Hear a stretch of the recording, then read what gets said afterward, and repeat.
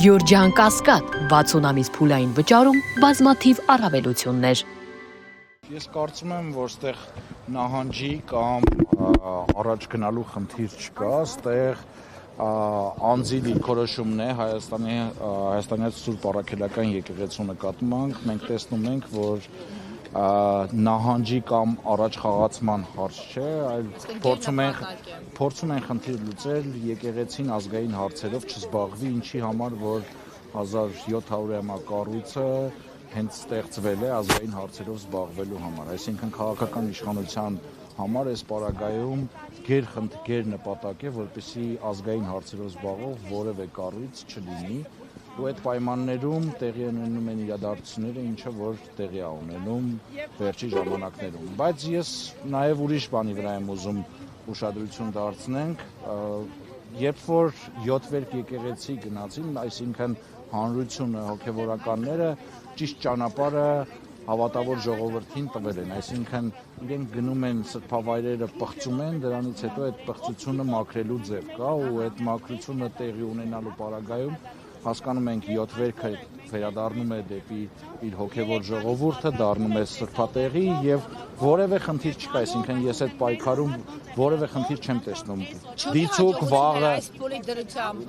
բացարձակապես որևէ հաջողություն չունի, որովհետեւ հակաթույնն էլ այդ ամեն ինչի կա, այսինքն սրբավայրը պղծելուց հետո նորից օծվում է, նորից մաքրազերծվում է տվյալ սրբապիղծների գործողություններից հետո, ու որևէ խնդիր ես չեմ տեսնում, դիցուք եթե ոստիկանական ուժերով տեսնում ենք, որ իշխանությունը միմիայն ոստիկանական ուժերի ուղեկցությամբ այդ ամեն ինչը կարողանում անել, մտնեն թեկուզ մայրաթոր, թեկուզ վեհարան, որևէ նշանակություն չունի, իմ ասածը նա է, որ այս հավատավոր ժողովուրդը չպետք է վհատվի, եթե օրինակ մի օր ստացվի մայրաթոր մտնել կամ այլ սրբատեղ։ Մենք տեսնում ենք, որ ամեն անգամ ինչ որ տեղ մտնելուց հետո այդ սրբապղծությունը մաքրազերծվում է մեր հոգևորականների կողմից։ Նույն կերպ, երբ որ պատարակներին որոշ եկեղեցիներում, այսպես ասած, ես չեմ սիրում այդ բառը, բայց զեղչվում է վեհապար Տիրոջ անունը,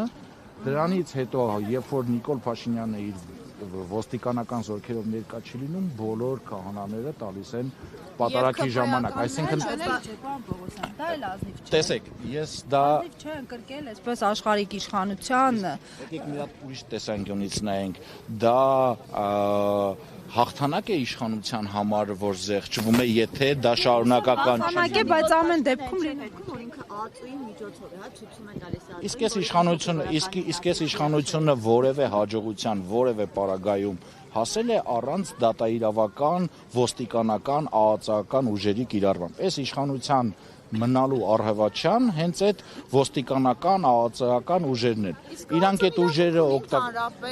եկեք իրավունքի ինձ թվում է քահանայի նրա պայմաններ դնի։ Ի վերջո ԱԱԾ-ի ֆունկցիան պետություն եւ պետականություն պահող կառույցների անվտանգությունն է։ Անվանումն է դրա մասին խոսում, բայց ես արդեն 7 տարի է հեռու եմ այդ հանգամանքների քննարկելուց, որ պետական ֆունկցիաներ իրականացնող մարմինները ազգային անվտանգության ծառայությունը դարձել են կոնկրետ քաղաքական իշխանության հրահանգները կատարող կառույցներ։ Սրբազան հորը ինչ կմաղթեք։ Քաջ առողջություն առաջին հերթին,